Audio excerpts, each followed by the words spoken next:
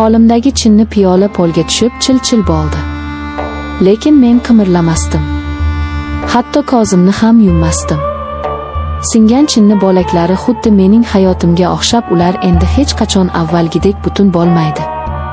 Odamlar jigar et bilan tirnoq deyishadi. Aka ota o'rnida ota deyishadi. Bu gaplarni eshitsam, ichimda achchiq bir kulgi paydo bo'ladi. Keyin esa ko'nglim ayniydi. Chunki ular mening akamni bilishmaydi. Ular Sardorni faqat ko'chada, toza kiyimlarda, odobli salom berib o'tadigan yigit sifatida tanishadi. Uyning ichida yashaydigan maxluqdan esa hech kimning xabari yo'q. Hammasi ota-onamning shaharga, to'yga ketgan kunidan boshlangandi. Uyda yolg'iz qoldik. Men xursand edim, chunki darslarimni tinchgina qilaman, televizor ko'raman deb o'ylagandim. Lekin kech tushishi bilan hammasi o'zgardi. Akam Sardor oshxonada o'tirardi. Men choy damlab kirganimda, u stulda xalati tarzda bukchayib o'tirganini ko'rdim. Uning ko'zlarida avvallari mehr ko'rardim. Lekin o'sha oqshom uning ko'zlari boshqacha edi. U menga singlisi sifatida qaramayotgan edi. U menga xuddi bozorda sotib olingan, egasi xohlagan ishini qilishi mumkin bo'lgan buyumga qaragandek tikilib turardi. Eshiklarni qulfladingmi deb so'radi u. Ha, qulfladim, dedim men orqaga tisarilib. Yaxshi. Endi bizni hech kim eshitmaydi. Bu gapdan keyin vujudim muzlab qoldi. U o'rnidan turdi. Sekin, shoshilmasdan. Xuddi qayergadir qochib ketolmasligimni bilgandek. Men xonamga qochmoqchi bo'ldim, lekin oyoqlarim itoat etmasdi. U yaqinlashdi. Uning nafasi yuzimga urildi, tamaki va ter hidi kelardi. Bu hid haligacha burnimdan ketmaydi. Ba'zan tushlarimda shu hidni sezib uyg'onaman. Qo'rqyapsanmi? deb pichirladi u quloqimga. Uning lablari quloqimga tegindi.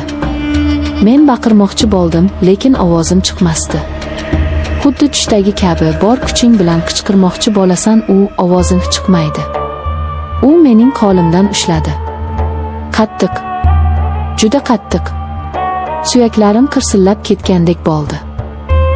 U meni sudrab mehmonxonaga olib kirdi. O'sha kecha vaqt to'xtab qoldi. Soatlar daqiqalarga, daqiqalar soniyalarga, soniyalar esa asrlarga cho'zildi. U meni urmadi. Yo'q, kaltaklash bu jismoniy og'riq, u o'tib ketadi, ko'karadi va tuzaladi. U qilgan ish esa ruhimni parchalab tashladi. U meni o'yinchoq qildi. U meni xonaning o'rtasiga o'tkazib qo'ydi va o'zi divanga cho'zildi. Qo'lida pichoq bor edi. U pichoqni o'ynar, uning yaltirashini tomosha qilardi. Agar qimirlasang, dedi u xotirjam ohangda, nima bo'lishini tasavvur ham qila olmaysan. Men qimirlamadim. Hatto nafas olishga qo'rqardim. U soatlab menga tikilib o'tirdi. Shunchaki tikilib. Ba'zan kulib qo'yardi. U kulgida insoniylik yo'q edi. U mening qo'rquvimdan, titrashimdan, ko'zlarimdagi dahshatdan huzur olardi. Keyin u yaqinlashdi. Men ko'zlarimni yumib oldim. U mening sochlarimni siladi. Bu silashda mehr yo'q edi. Bu ilonning o'z oljasini boqishidan oldingi harakatiga o'xshardi. U meni majburlab jirkanch so'zlarni aytishimni talab qildi. Meni sevishingni ayt, dedi u. Men yig'lab boshimni chayqadim. U esa sochimdan tortib yuzimni o'ziga qaratdi. Tong otguncha u meni qo'yib yubormadi. Har safar ko'zim ilinishiga sal qolsa, u meni turtib uyg'otar, hali tugamadi derdi. U men bilan mushuk sichqon o'ynardi. Men hammomga qochib kirib, eshikni qulflab olganimda, u eshikni buzgudek bo'lib tepdi. Keyin esa birdan tinchlandi va eshik ortida turib, past ovozda gapira boshladi. Baribir chiqasan-ku. Men shu yerdaman.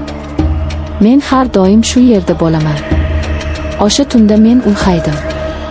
Bolaligim o'sha hammomning sovuq kafelida olib qoldi. Ota-onam qaytib kelganida akam Sardor xuddi hech narsa bo'lmagandek televizor ko'rib o'tirardi. Men xonamdan chiqolmasdim. Onam kirib, nega rangi ro'ying oqarib ketdi, kasalmisan deb so'raganda, men ha, boshim og'riyapti deb yolg'on gapirdim. Akamga qaradim. U menga ko'z qisib qo'ydi. O'sha ondayoq tushundimki, men endi bu uyda xavfsiz emasman. Men hech kimga indamadim. Qanday aytaman? Akam menga tegajonlik qildi, meni tuni bilan qiynadi deymanmi? O'zbekchilik, or nomus, sharmandalik. Bu narsalar meni og'zimni tikib tashlagan edi. Oylar o'tdi. Men oshxonamga qulflanib oladigan odat chiqardim. Eshigimga stul tirab uxlaydigan bo'ldim. Har safar yo'lakda uning qadam tovushlarini eshitganimda yuragim to'xtab qoladigandek bo'lardi. U esa buni bilardi. U atayin eshigim tagida to'xtab turar, tutqichni sekin burab ko'rar va mening qo'rquvimni his qilib ketib qolardi. Bu uning sirli o'yini edi. Bir kuni tunda uyg'onib ketdim. Xonamda kimdir borligini his qildim. Qop-qorong'i edi. Oy nuri pardadan biroz tushib turardi. U karavotimning tepasida turardi. U menga qarab engashib turardi. Men qichqirmoqchi bo'ldim, lekin u darrov qo'li bilan og'zimni yopdi. Agar ovoz chiqarsang, ota-onamga seni yomon yo'lga kirib ketgan deb aytaman. Ko'ryapsizmi? U mening or nomusim bilan o'ynashardi.